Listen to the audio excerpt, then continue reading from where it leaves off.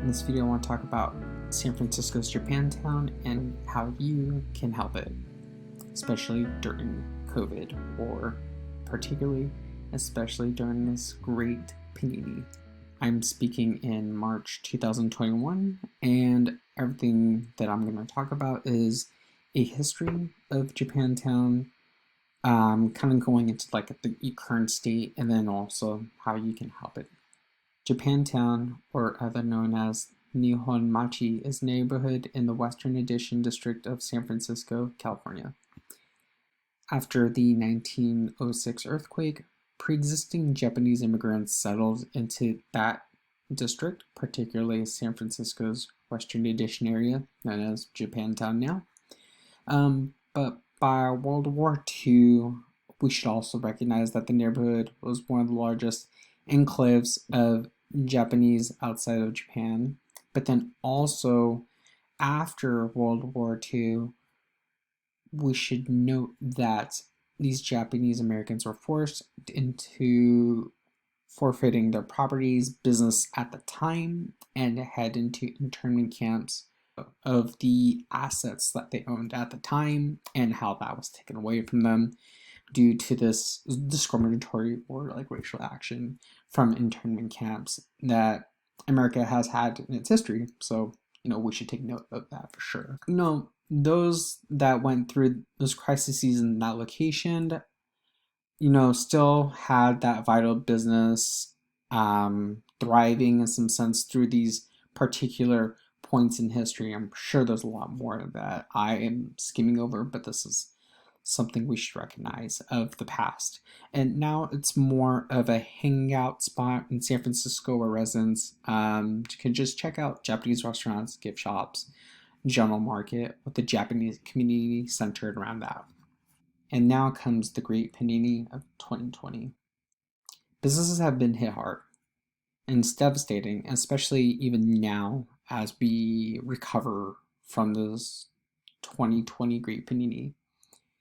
And too, Japantown has faced these unique challenges. Up until June 2020, the mall was closed entirely, while businesses inside then reopened in the summer 2020, kind of like late summer 2020, and Japantown still continued to feel the effect from this particular situation that I just highlighted, even after a larger opening in September 2020, and then thereafter there was some reclosures due to the second to third wave in US during winter 2020, kind of going into the beginning of 2021.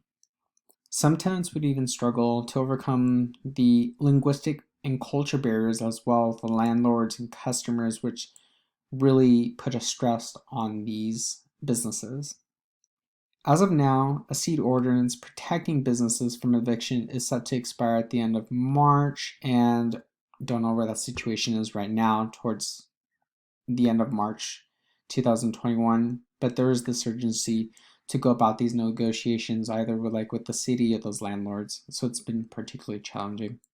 To this, more than 10 plus businesses like Pika Pika had to close even after being there for so long. Pika Pika was a small little store or place where you can just take pictures in little photo booths, an inspiration to like one portion of Japanese culture where you just take photos in the photo booth with cute Photoshop images. And at the time, when Pika Pika's business opened up, it was something like very popular. And then to that, it predates kind of like the more aesthetic of Photoshop through like pre-internet days, if you will. The inspiration of this video is really impactful for me and myself, is just a lot of self-reflection and recalibration of my own morals and empathizing how that's affected everyone, including small businesses. And a video really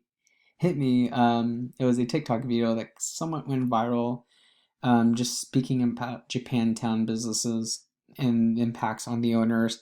And that really got me into the heart, or the Haito. Excuse me if I'm saying that wrong. And so how can you help? just shop, just check it out, shop. And if you ain't got no money, it's okay. Invite some colleagues and friends and just vibe, hang around, show that the community is still vibrant in some way. I seen some skaters just like chill, just in the center area, just skating around, as long as they don't get caught by like cops or whatever. And just showing Japantown is still open to the community, invites said community into that area, and hopefully, in turn, individuals can shop. Someone else can throw their money out into the area, right? And there's been like a lot of tough situations, logistically speaking, in San Francisco, which I think are very good, like adding parklets, bike lanes, things of that nature.